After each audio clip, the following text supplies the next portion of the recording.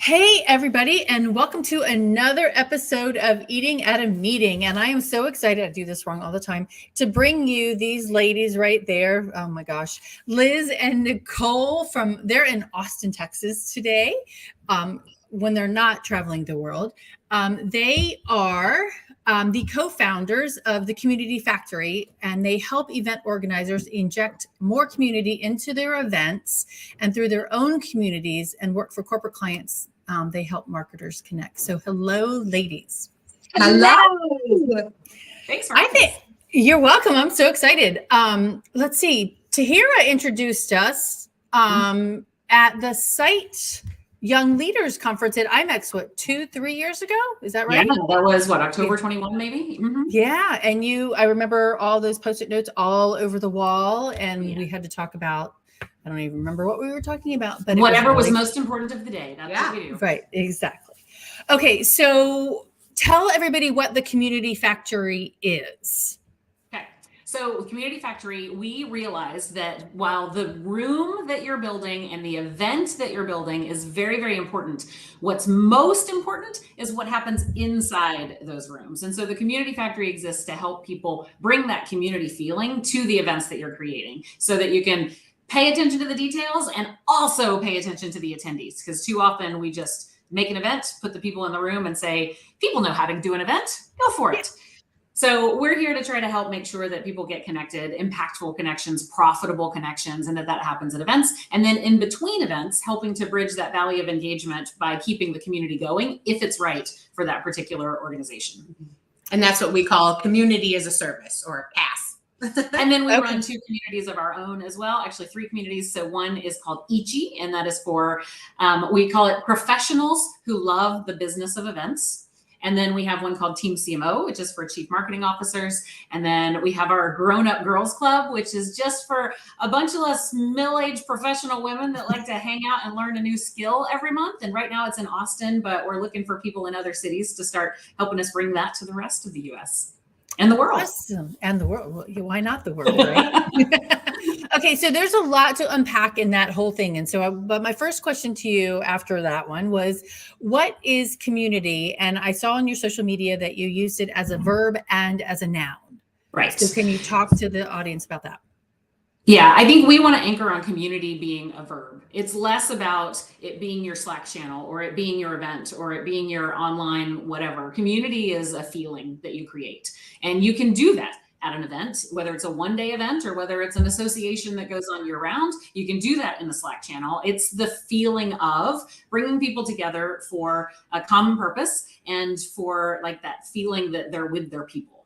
Yeah. And it's also an emerging industry of its own. So it has, the whole titles of different roles and that kind of thing. And those are evolving as companies are saying, like, we are a community focused, or we want to be a community focused and growth led company. That's how we want to do it, is by connecting with our customers, like novel, going back to basics. But we really, hark on that and say, like, it's an entire industry. There's roles that are specific just to that are full time. And, if you put the money there, then, you'll have the return. Well, and I think it goes back, you just said that, it reminds me of when HR turned into people strategies at my old corporate job, right? Mm-hmm. And so that's really kind of that same concept, right? Is bringing that community of people that work for you, but also, like you just said, Nicole, your customers. Yeah. Right. Yeah. Okay. So because we're talking about food, I want to talk about how do we, I have this concept of it, and this is my feeling about it too, but how do you use food to foster community? Yeah. From the very beginning, we've thought that food is the thing. Breaking bread together comes down to the basics of truly sharing and having that communal experience, community, get it? So when we did our very first event together back in 2017, it was the intent was family style. So you go find out what all of the challenges are with people, and you would be surprised. how easy it is for a chef to actually create an entire spread of family style options that meet all of the needs of the people. You can have vegetarian, you can have vegan, you can have gluten-free. All of these things are possible for your chef to create, even in a family style environment. If you have all the right things, people sit down at the table and they're passing each other the dishes and they're sharing without cross-contamination. It's not that hard to do.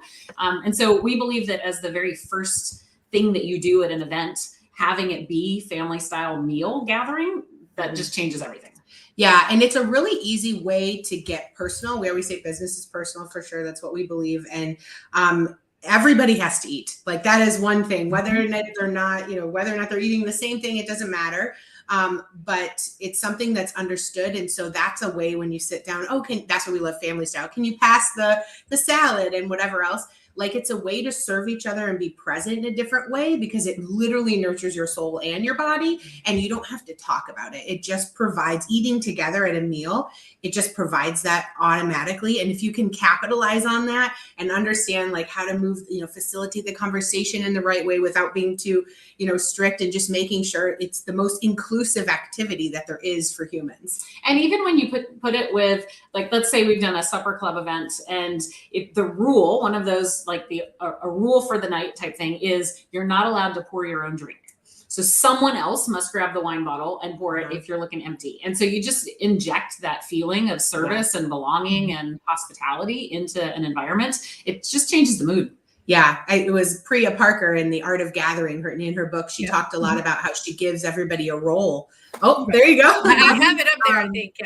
Yeah, and we just love that, because if that's some people, like, they're like, okay, I'm sitting and I ate. Now what do I talk about? If they have something to do and watch for, it's amazing. And they feel automatically that sense of belonging that it's not that hard, and it's so powerful. Like, it's my job to make sure everyone has water. That's it. And so you see someone going, oh, now I got to get up and get that person water. Like, it's your job for the night. Yeah. It doesn't stress people out to do that? We found that it makes people feel like they have a purpose in the evening. Okay.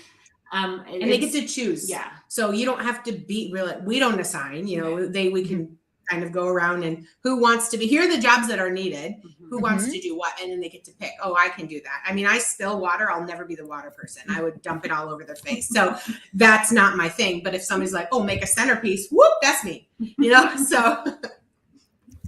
That's a really cool idea. It actually reminds me of a slow food event that I went to years ago with Alice Waters, and everybody had to go, and it was like a schoolyard lunch, right? And we had to go, and everybody had to get the different pieces. Somebody go get the salad, somebody go get this, and it really fostered a sense of community in that, and bringing it back to our individual table. Yeah. I think what really saddens me when it comes to especially corporate events is that when you're 2 weeks out from the event, the budget is getting crunched because something went over somewhere, and you're looking to see where you can pull back. All too often, and I experienced it in my 20 years in corporate, we go, well, let's cut back on the break, or maybe we don't need to do so much for this dinner because some people will probably go out or something like that. And so I feel like not paying attention to something that is so important to the experience of an event, or actually diminishing purposefully what's something that's so important to the event, is really detrimental. So I just want to encourage event professionals and the event marketers who are doing these really big conferences to not skimp on that part. There's so much opportunity to create community around food that when you dial it back and just give people granola bars and apples for a snack, you're going the wrong direction. I mean, but that's got to be hard nowadays with the cost of food and beverage and the cost of coffee. I mean, I've been in a couple of groups that people are getting charged at hotels $190 for a gallon of coffee before tax gratuity. A gallon of coffee? Yeah. Yeah. I know, right? And so they're like, well, let's send everybody to Starbucks, right? Let's give them a Starbucks gift card. But, and in a way, you could actually create that sense of community standing in that Starbucks line, right? Yeah. Versus the other one. Yeah. I think another thing that could happen too is just like right before, if you're having to cut, is a lot of people work with obviously the person that's, whoever the rep is at the hotel per se. But if you really ask for a meeting with the chef, get the chef involved and explain what you're trying to do. And what you're trying to do is not cut costs. you're trying to build community and have engagement and, do whatever you're trying to do as your goal. Obviously have people a reason to talk to each other and have them gather around food, but you have to, go down on the budget a little bit and then ask what they can do to still be creative and hit the goals of community while, adjusting the budget of the food. So then the community gathering or whatever you're trying to build around the food is never cut. But you can do that for different price ranges. You could do that for $1 trillion, or you could do it for not a lot of dollars. But also, did you really need 3 $75,000 keynote speakers, or could you have just done 2 of those for the sit and get moment and take the other $75K and put it into the community building human connection portion, which is probably going to be around food? So, I think that those decisions, when you're designing with the intent to build community and to bring the people together, you can make those choices. Mm-hmm. It's just, they're hard. It's a hard conversation because we're so used to being like, well, I had a $300,000 keynote budget, so I must spend it on $300,000 keynote people. Right. And actually somebody wants to pipe in here that the gallon of hot water is $190 as well too. So yeah, it's all inclusive. Yeah. Yay. I'm going to start rolling around with a shopping cart of like eating things and just be like, hey, you're not going to charge me for this plug. I remember when it hit $80 and we were like, why are we paying $80 for it? Yeah. I'm not $190. Oh yeah. It was a long feed in these Facebook groups, which I feel like we need to call this place out, but we'll go that different day. Yeah, it was a couple of places, so it's not even just one. Oh, wow. Okay, so the other interesting thing that you said is like, let's start about food and beverage at the beginning, right? And I have a education session called Food and Beverage from RFP to Service, because you do have to think about the food and beverage at that RFP site, and your site visits, right? But it usually gets left to be the last thing because they just go check things off. So do you have any suggestions on what you do incorporating that chef from the get-go? Yeah, I would say that think of, first, it's how you're thinking about it before you get on the phone. So think of like, if you're the producer or the meeting planner of the event, you're the host. And so now let's think of this place, that the location of the event, as your house.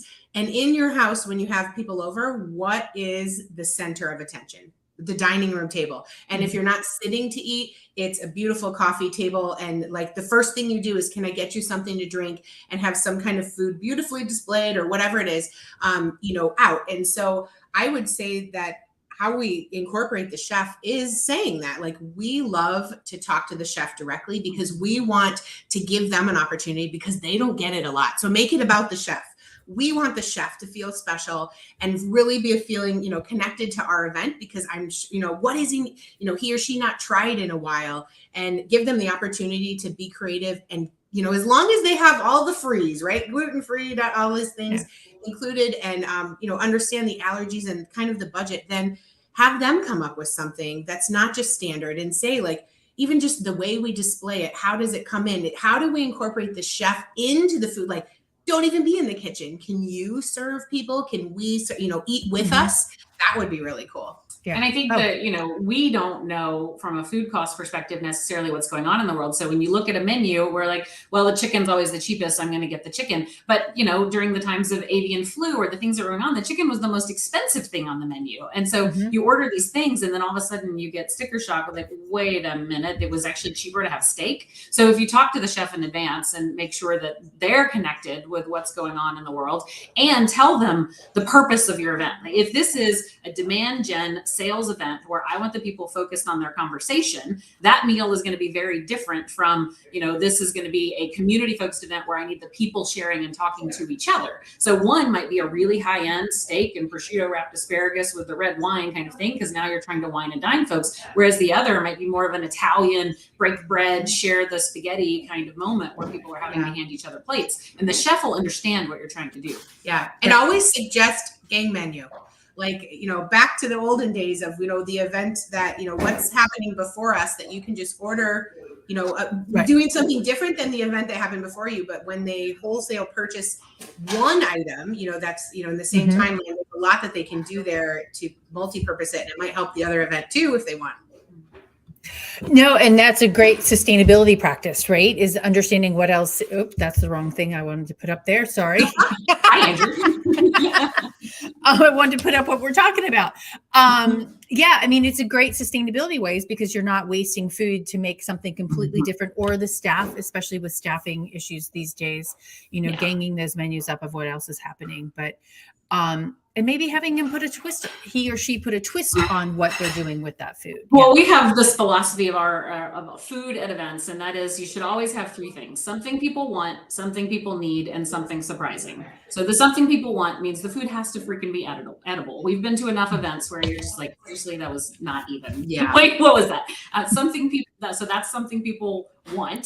Something people need. It has to meet the requirements, and it doesn't mean that the thing you're feeding everyone has to fit everyone. There can be the special meals and all that, but it's really not that hard to, if you do a protein and a vegetable, and like you can do this without harming a lot of people that have allergies. And then the third one, something surprising. So when can you mix it up? Could you do the ice cream break at 10 a.m. instead of making that on the afternoon? Or could you make the afternoon one a ridiculous waffle bar and have people, do great, but so that they're going to talk about it and go, oh my God, I've never had waffles as an afternoon snack. That's crazy. And, how can you turn it around so that people are going to have a shareable moment?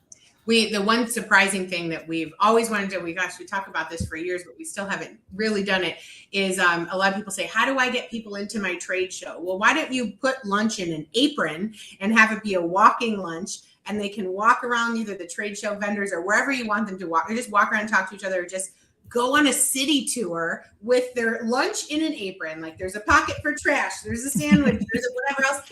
And there's just, you don't need to waste anything. It all goes in this apron. And it's so cool. Just even that is surprising, right? Yeah. I believe I'm eating off myself here, but that's, and then just that makes them talk about it. And somebody does it, other people are going to take it and do it too. And there's so many grab and goes. I know a lot of corporations are moving to the grab and go lunch so that you can just get your thing and move along. And that's where you bring in something ridiculous like the apron and make it the community building part of the conversation. First, you decorate your apron, even if you want to have that table, and then you have 4 or 5 pockets. One is for the bottled water. One is for the sandwich. One is for the, it's hilarious and fun and keeps the momentum going. And it's not just, okay, I got my box lunch and now I have to find a corner to sit in because they didn't even buy tables. Yep. You just have them stay on coat racks with a bunch of people, putting them over their thing, tying the back, and get them out of there. Well, and it reminds me when the ladies with the champagne, right? The champagne skirts, right? That first came out. That was such a big novelty, and like something of that, but like you said, but with the attendee, not necessarily then entertainment, right? It's you want to go outside too, and like you're inside a lot. But it's also a perspective shift. On one of them is, I don't have enough money to rent tables. I need to do grab and go because I can't afford the buffet or the plated lunch. I can't do these things. And so you come at it with this like restricted, constricted, can't thought. And then the other way is, actually would be really fun. We don't have tables. You're eating out of your apron. The grab and go is intentional and it's going in these spots. And so like, it's much more of an abundance mindset. So really just trying to take that budget constraint and turn it into a community building opportunity. Yep. And Susan posted in here, I love the idea of breakfast for lunch / dinner. Yes. Yeah. I mean, we all do that at home. Everybody loves that. My daughter gets so excited when it's pancake day at lunch. Yeah. Well, even for dinner at home, right? We do that. My mom and dad had waffles last week, right? Yeah. So it does add it up.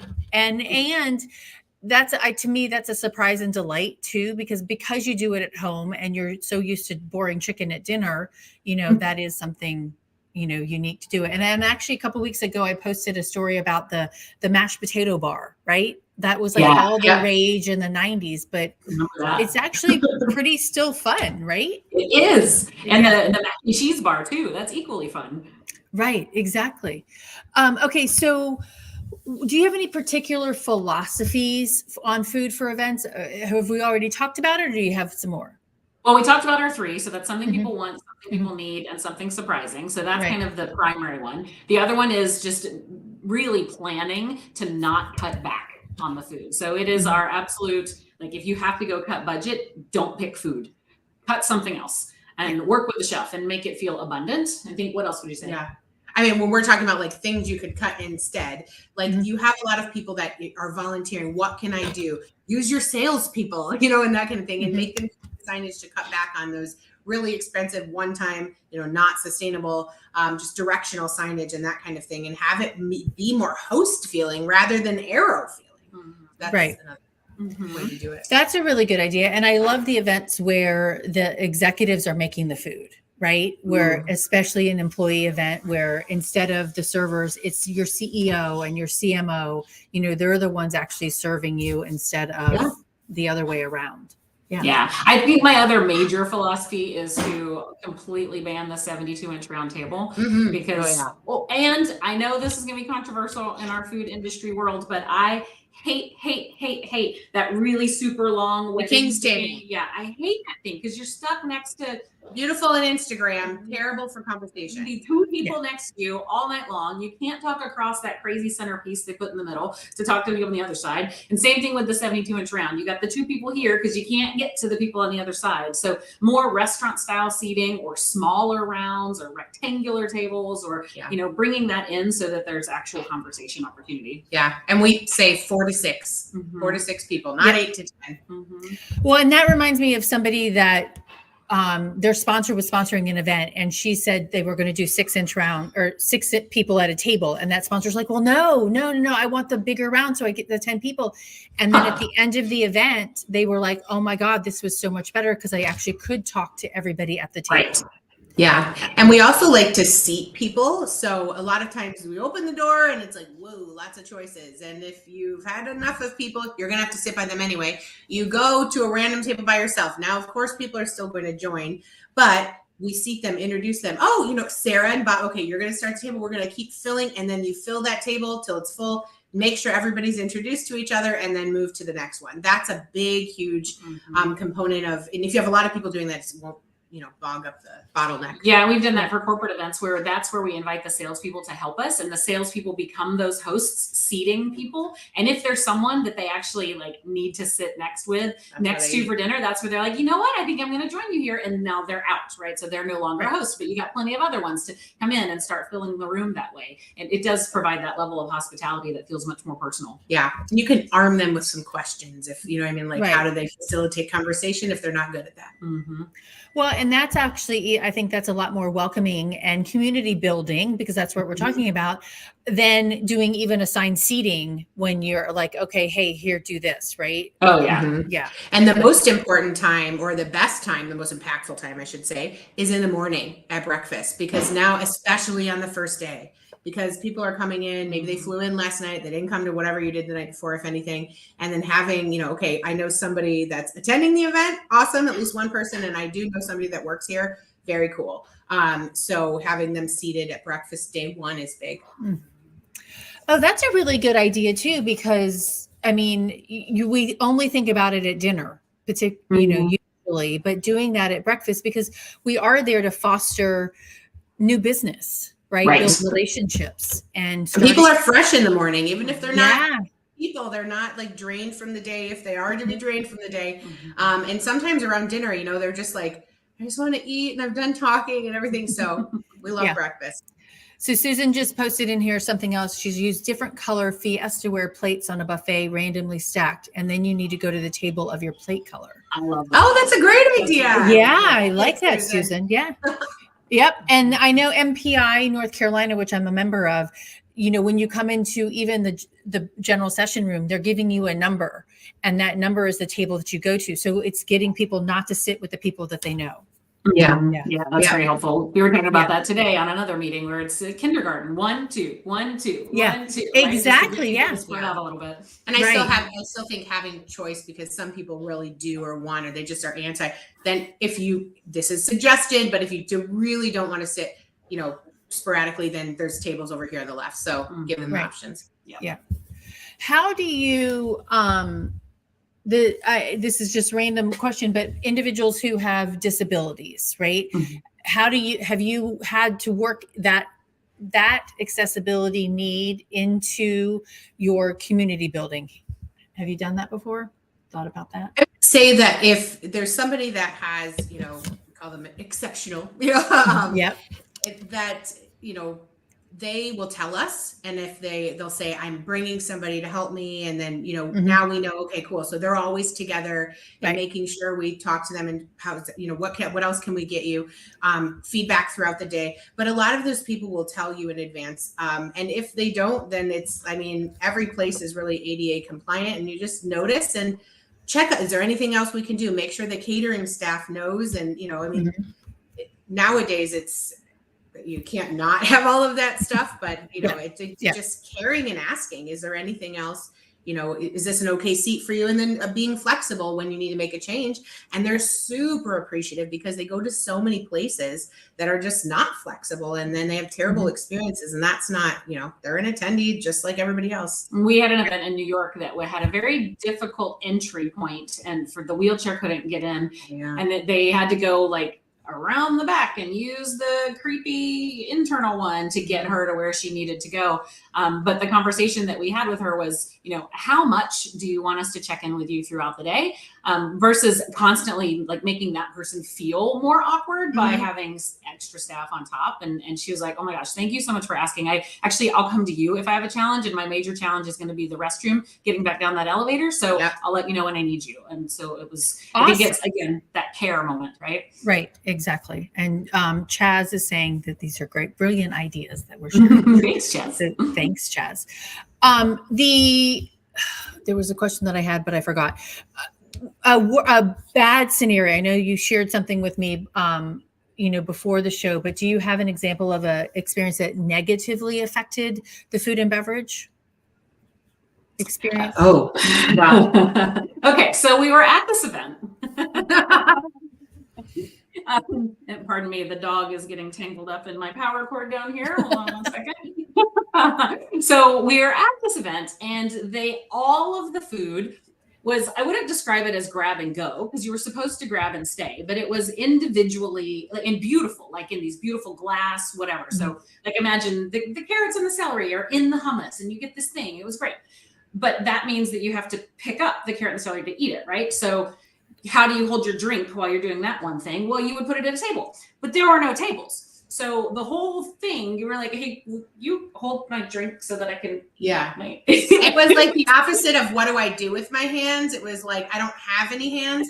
So I really think that I put myself in like, how did this happen? Mode as I'm standing there, because I have no patience for that kind of stuff. I'm like, who did this? Bring them over. Like, listen, honey, you should have done whatever. But I think it was really beautiful Pinterest pictures as an inspiration board. And then they had each of those experiences, but they never sat in an attendee chair and then got up and said, okay, now it's time to eat. What happens? And so, oh, wow, I don't have anywhere. And then the tables were really spread out, like the high boy tables, and there wasn't enough of them. So it was like people were like sitting on the floor. It was so weird. And it made people angry, because then you're also hungry because you can't figure out what's going on. And then there weren't enough trash cans with the waste. So now the tables that were small already had all this stuff on it. And you're like, sorry, can you, oh my God. And drinks are spilling. It was terrible. It was terrible. So bad. Yeah. There is so much to unpack in just that experience. I mean, my God, the tables, the staffing, which comes into a whole nother level of conversation. I'm like, but where are the tray jacks for people to put their, right. Oh, they wanted to keep it clean, so they didn't have those. Yeah. It was beautiful before people started eating. I was like, oh, whoever was this is new. Well, and I think that's a really important thing for people to think about. And an experienced meeting planner hopefully is going to think about that, but somebody that's new to this industry, or, new to that, or even a catering manager, how do you convince your event planner or your host of that event not to do that?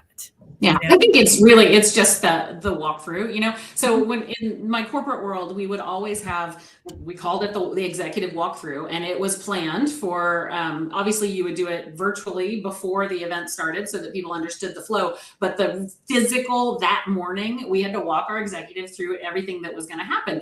And at that moment, you would uncover these things. It's like the executive, having more experience than anyone else who had done these things and having been to lots of events, would walk through with you and go, okay, and do we have, ask those poking questions. Do we have enough tables for everyone to eat this way? And then you would go, oh, actually, no, we should probably get some more tables. And so just those little things. And so even if you don't have to go through the horror and stress of an executive walkthrough, doing that yourself and think through the attendee mode. I'm going to walk through this door. What's the first thing I'm going to see? Is the coat rack really the first thing that I want my attendees to experience when they come into this area? Or could we trade that out for giving them a mocktail on their way in and then getting them to the coat rack, or, you know, making all that happen at the same time? So what's the feel like? And just do it yourself, you know?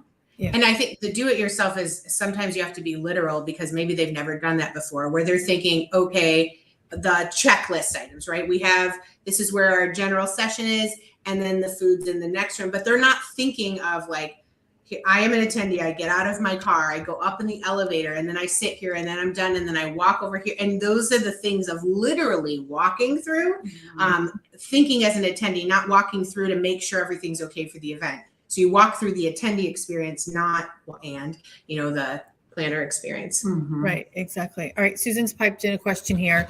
What are your thoughts about the food truck corral for budget conscious events? Are they still trending in food and beverage? I think they are, especially with, you know, the festivalization of events that has, I mean, that's been happening for the last 10 years when that whole idea became popular. But it's nice to supplement the regular food or replace the regular food if you can't supplement it, but giving people those options. And also adds, you know, the local flair and flavor is, we did it one event at the Austin Convention Center where we couldn't bring in at the time the outside vendors, but they were able to, we had to use the convention center food, and they brought in like food truck facades and this food truck style feeling, you know, the taco truck and the whatever. So it was still convention center food, but the way that the chef worked with us to make it feel more like bite-sized things, like even if it was still, you know, food from Cisco, it felt different. And I think that it's still really fun. Yeah. And I liked, where were we? The event where they had, it was like a circle and there was all the food, but it was, they brought in, it was the local people coming in as well. And they had stations, but it was like this little, like really cute, like they had the market lights in the middle, enough. The only thing, they didn't have enough trash cans and where to put your plate, but like they brought in the local flair of everything. And then they were teaching you about it. Like, oh, you know, like I make this mole with whatever, I think it was IRF.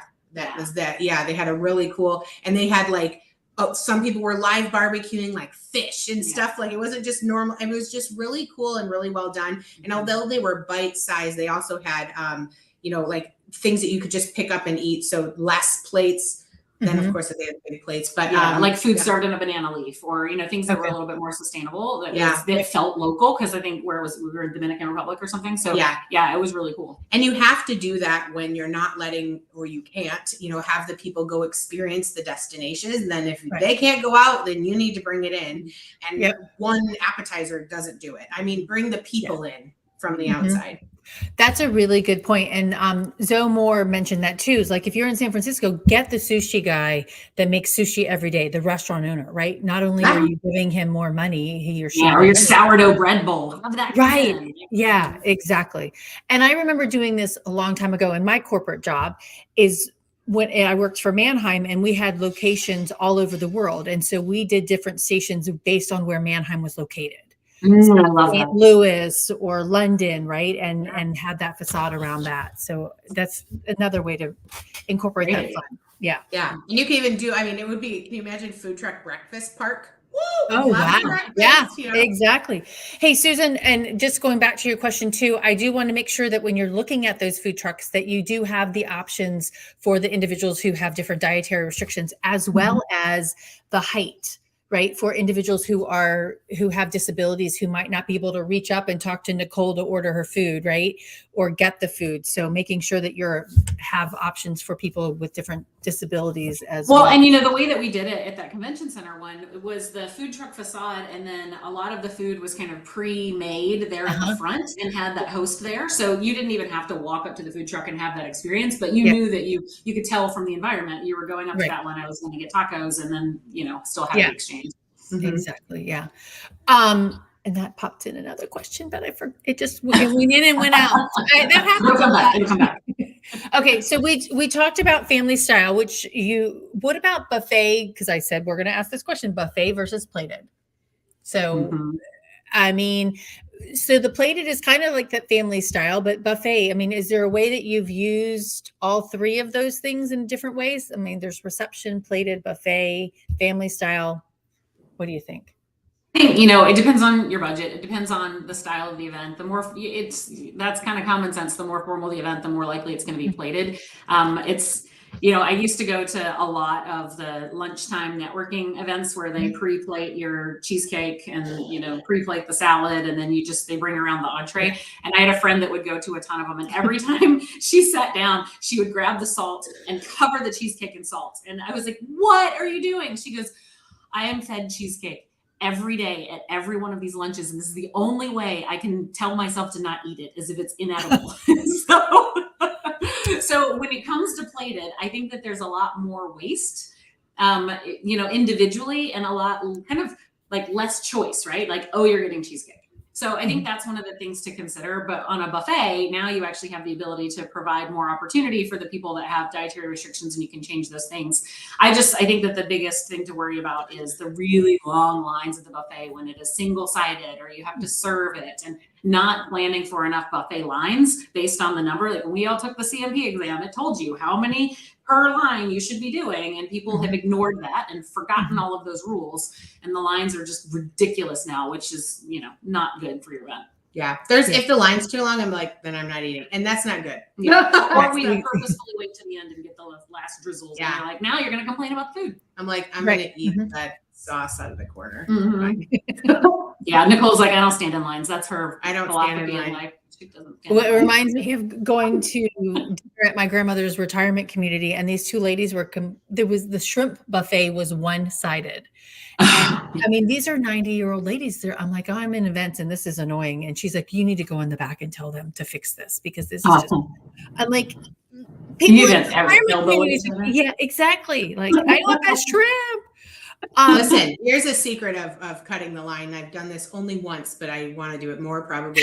Is the line was so long, and I was sitting kind of in the corner by the door where the staff was coming in and out, and I totally just went back there, and I'm like, I just need a break. There's so many people out there, and I was like, is there any way I'd be like, can I just eat in here? Do you care? You know, and they were like, oh my God, I have like the queen. They put a table for me. I had all this food, and I'm like, like, it was awesome. And they were so excited because they're like, oh, we get it. Because they're trying to do their best. And I was like, you know, the one person that they could serve and help. And it was awesome. Yeah, I don't recommend everybody doing that, but yes. My other big complaint about buffets is if you don't fluff the food, right? So people get in there and you get to the last bits of the drizzles and you don't have anybody checking it out. Like, just make sure that you're kind of rearranging things and making sure that it doesn't look like that's the very last muffin in there. And, you know, just stuff a few more in and helping to make sure that it doesn't feel sad. Because people, if you're down to the last of whatever, people won't take it, seeing that there's a line behind them, because one, you don't ever want to be the one to take the last thing. But, you know, they feel like, oh, there's not enough for people. And that makes like your servant, you know, nature of being a human being kind of activate, and then that's not good either. Yeah. I think using smaller vessels too, because they get replenished a lot faster. Yes. That can help keep that look and that feel fresher all the time too. So, and my friend Aurora says it does help in food waste. Versus that's great. That's a great point. Yeah. And it can be prettier, right? In different types of serving vessels. Okay, so the question that I ask all of my guests, because we talk about safety, sustainability, and inclusion, and this is Food Safety Awareness Month, but what does combining all those three words into a food and beverage experience, what does that mean to the two of you? Okay, what are they again? Safety, sustainability, and inclusion. Safety, sustainability, and inclusion. Yeah. I think literally it means two things. It will show how much you care and how much you're paying attention. And I don't mean like paying attention so you don't miss a detail. I mean like paying attention to where you are in the world, what's the location, what can you bring in, you know, to keep it sustainable. And I think of sustainability as how are we sustaining the local community as well. So how are we bringing them in? And that just shows like how much thought's gone into this event and how much you care. And that goes across safety, sustainability, and inclusion. And that makes, like, imagine making the location feel included. Like, that's a successful event. They're going to do better for you without having to pay more. So I think for me, that goes across the board. I think it's a formula for belonging. Those are the three things that if I feel like I have that psychological feeling that all three of those are taken care of, that, you know, we're saving the earth together on the sustainability front. Like, all of the events, especially post-COVID, that put all of my food in an individual plastic thing or in it. Like, I understand the safety part, but the sustainability part has just gone to crap. And I feel less safe eating from this because we were actually destroying my planet instead of me just picking around the thing that I can't eat. And so that's the big balance that I hope we're thinking about and working toward. And then, of course, inclusion, making sure it's something people want, something people need, something surprising. I love that. Yes. Okay, cool. So now how can people find out about what you do and how they can bring community to, I mean, I've got your website here, but any parting thoughts? So that's one way. I also wax philosophical on LinkedIn just about every day. So I put all sorts of things. If you look for Liz Lathan on LinkedIn, and Nicole, where can they find you? We follow us on Instagram too at the Community Factory. With our adventures of where we go. I'm on LinkedIn as well, Nicole Osibodu, Osibodu. And that's really, like, we love LinkedIn, and we built ourselves, we built our businesses all from LinkedIn and from, you know, from our friends. And we love, like, call us, text us, even ask us questions. Like, we love meeting everybody, getting on time, you know, messages and whatever we have. And we cordially invite you all to join us in our community. It's called Ichi, ICHI, which is the Japanese word for one, because we are all one. It came from the phrase Ichigo, Ichi-e, which means one moment, one time. And that's what we try to create, which is this one moment, this unrepeatable but completely unforgettable moment. Even if it is, you know, a roadshow and you need to repeat it, you want those moments where the people that are there feel like it was just for them. So join us in Ichi. You can find it at weareichi.com. It is free to be a member. I love that. I mean, because it's one moment, one time. That is what your event is. And I mean, your event could actually be, there's going to be lots of different moments, but your event in and of itself, where you're trying to create community and foster that going forward, right? Yeah. And pre-show. Yeah. But you should leave every event with one amazing memory. And that could be around food. That could be around, it could be a keynote speaker, you know, depending on what you're trying to create. But plan one major memory to come out of your event. And within Ichi is an opportunity to come with us for all the cool places that we go. So there's a lot of invites and trips in there as well. That's what we think is missing from the event industry landscape, is adventure. So we're trying to re-inject adventure and conversation into our community. Very, very cool. Well, awesome. Yes. Thank you, ladies. Thank you. Yes. Where will I see you next? What industry event? Anything? Let's see. We're going to be out at IMAX for one day. We'll be there on October 16th with the Skift Meetings team. I will be in that room too. Yes. Okay, so we'll see you there. Yeah. Okay. Yay. Yeah. So everybody join us. That's Smart Monday at IMAX in Las Vegas. And Skift is doing, what is it called? Miguel's going to kill me that I don't remember the name of it. But, we just call it Miguel's meeting. It's Miguel's event. It's Miguel's meeting. Yes, exactly. Yeah. So, all right, come to Vegas and join us for IMAX on Smart Monday. So, Liz and Nicole, thank you so much. I've shared your LinkedIn profiles with everything. Susan, thank you so much for being here. She said, thank you, refreshing. Pat, who else was visiting us? Paz, and then a Facebook. Chaz, sorry, thank you, Chaz Papa, and then whatever Facebook user that piped in earlier. So thank you so much for being here, and until next time, stay safe and eat well. And ladies, stay on with me for a second. Okay. Okay, stay safe and eat well, everybody.